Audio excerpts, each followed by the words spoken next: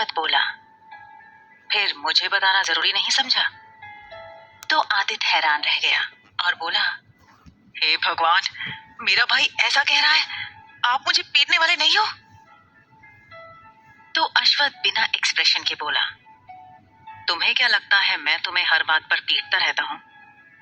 तो आदित्य ऑकवर्ड हंसी हंसते हुए बोला, मैं ऐसा नहीं कह रहा हूँ। तो अश्वथ बोला, जाकर मिस्टर कल्याण को रिस्पेक्टफुली लेकर आओ, मुझे बात करनी है। तो सब लोग हैरान रह गए। आदित्य अपना सिर खुजाते हुए बोला, पर क्यों? बाकी सबको समझ आ गया था कि अश्वथ क्यों मिस्टर कल्याण से मिलना चाहता है, पर आदित्य तो बुद्धू था, उसे समझ नहीं आ रहा था। अश्वथ बोला, जितना कहा है उतना करो, अपना अलग से दिमाग मत लगाओ।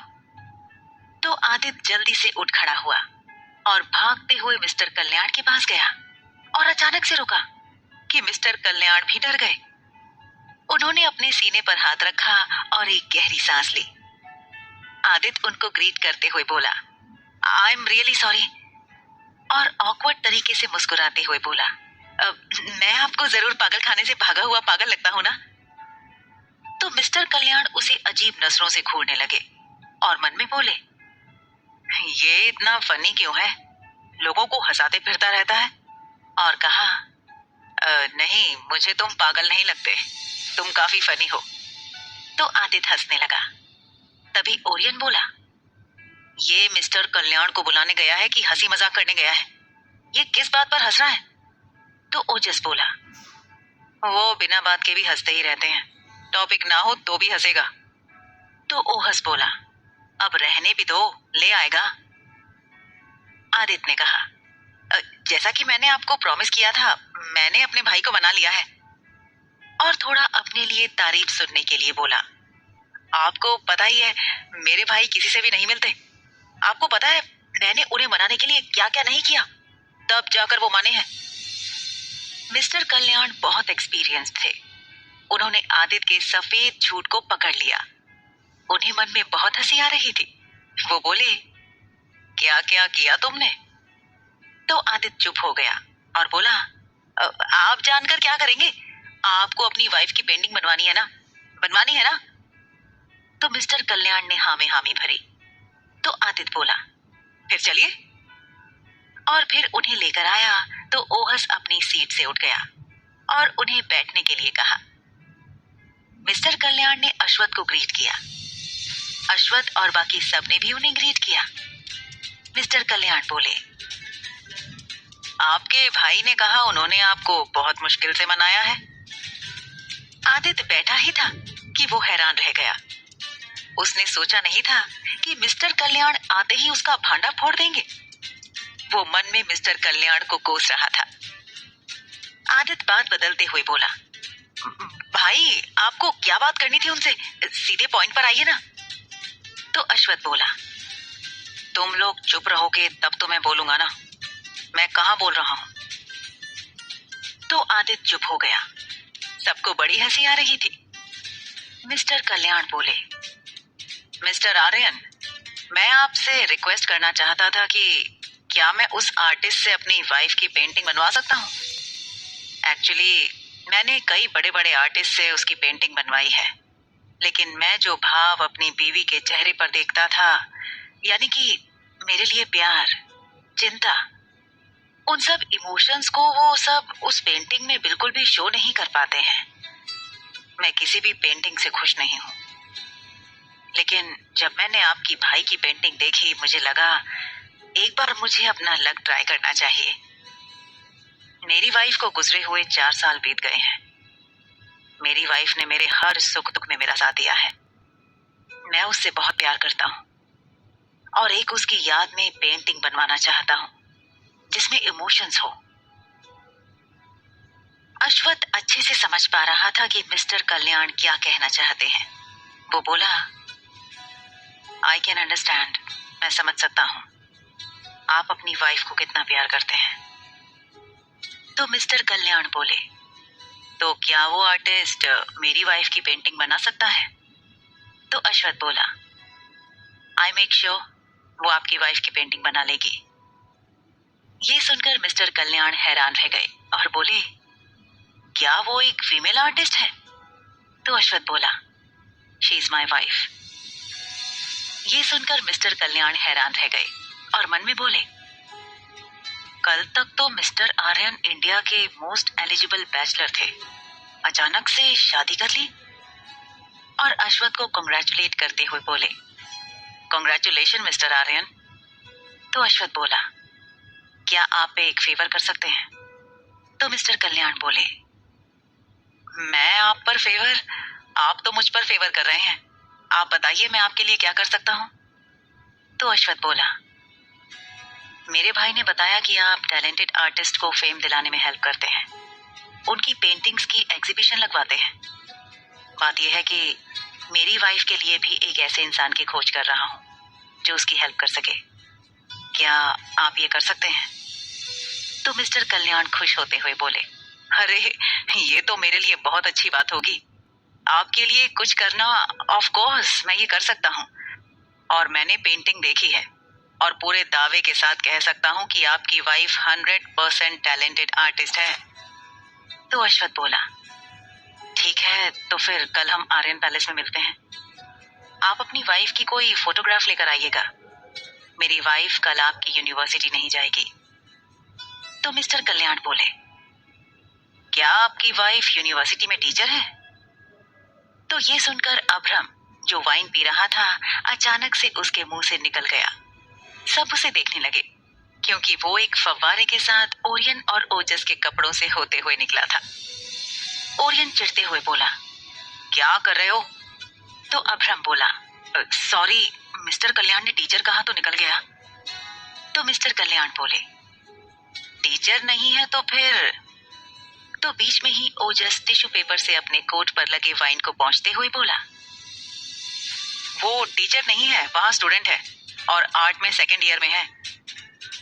ये सुनकर मिस्टर कल्याण हैरान रह गए। उनकी शक्ल देखकर कोई भी कह सकता था कि उन्होंने कोई ऐसी चीज सुन ली है जो कोई भी सुनकर विश्वास नहीं कर सकता है। वो हैरान होते हुए बोले, स्टूडेंट, वो भी आर्ट में सेकंड ईयर? मतलब क्या वो अभी अभी 21-22 की है?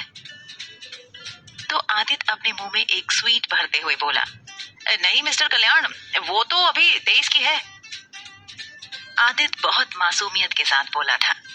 मिस्टर कल्याण नॉर्मल होते हुए बोले, सॉरी, मैं तो भूल ही गया था, प्यार तो किसी एज में किसी भी लड़की लड़के से हो सकता है, वो आपसे शायद 10-11 साल ही छोटी होगी।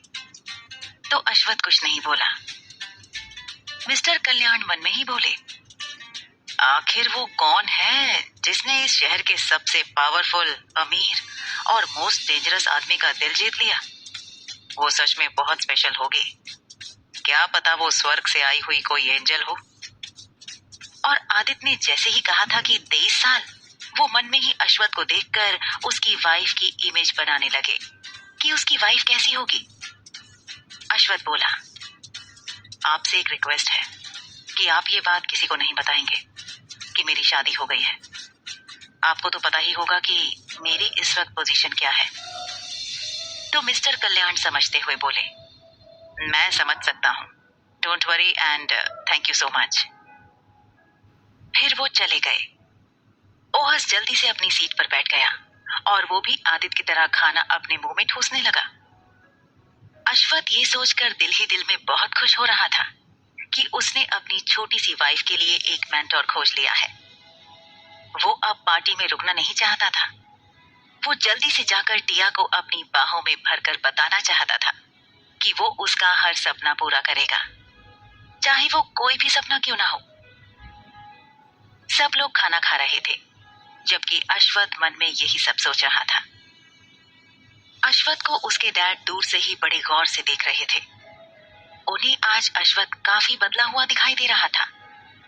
आज उसके चेहरे पर जो चमक थी पहले से काफी अलग थी और बार बार अश्वथ के होठों के किनारों पर स्माइल आ रही थी, पर अश्वथ के फेस पर कोई एक्सप्रेशन नहीं था।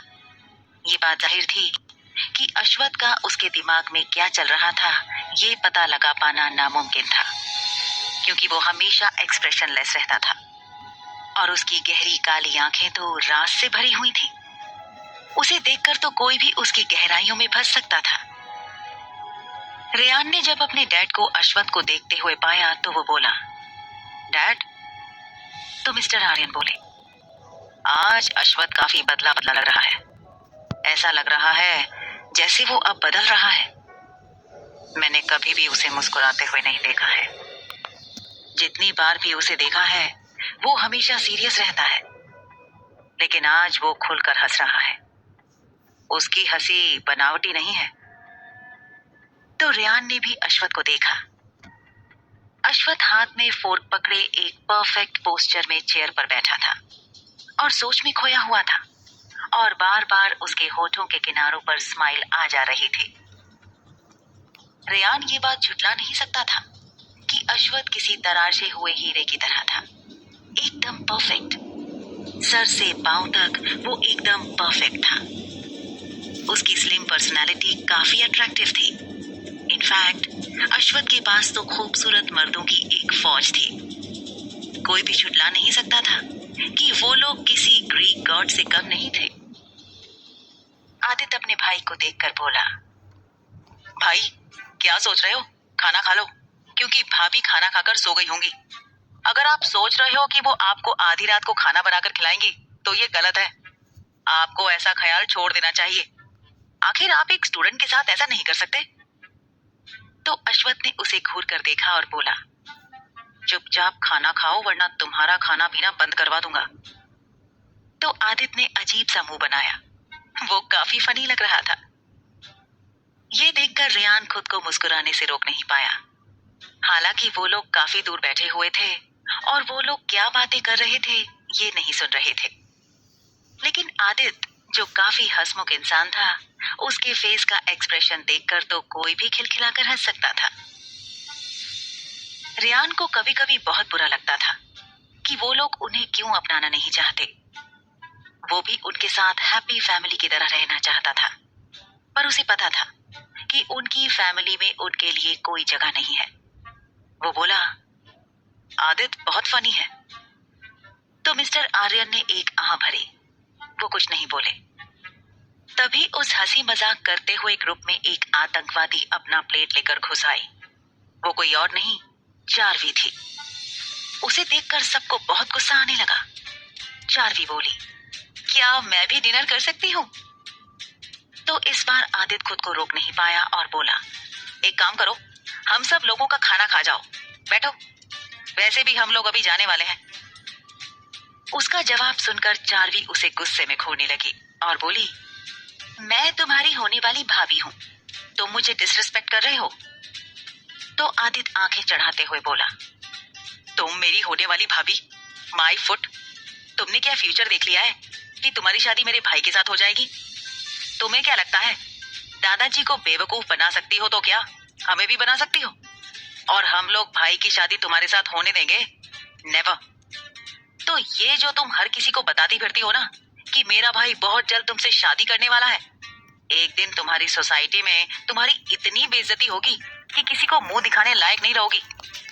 तुम्हें बड़ा शौक है ना डींगे हाँकने का कि मेरा भाई तुम्हें पसंद करता है, तुमसे शादी करना चाहता है। तुम्हें क्या लगता है तुम जैसी लड़की के लिए आर्यन खानदान अपने खानदान की इज्जत कम करना चाहेगा? ये नजारा देखकर अभ्रम भी बोला, देखिए मिस सहाय, क्या आपको समझ नहीं आता? अश्वथ तुम्हें रत्ती भर भी पसंद नहीं करता, 0% भी नहीं। फिर क्यों हाथ धोकर पीछे पड़ी हो? तुमने तो अपने बॉयफ्रेंड को तो छोड़ दिया और तो और अपना अबॉर्शन भी करवा लिया, और इतनी गिरी हुई हरकत करने के बाद भी तुम दुनिया को ऐसी दिखाती हो जैसे कि तुम इस दुनिया की सबसे प्योर लड़की हो। ये सुनकर चारवी एकदम बर्फ की तरह जम गई। उसने सोचा भी नहीं था कि उसका ये सीक्रेट वो लोग जानते होंगे। वो कुछ नहीं बोल सकी।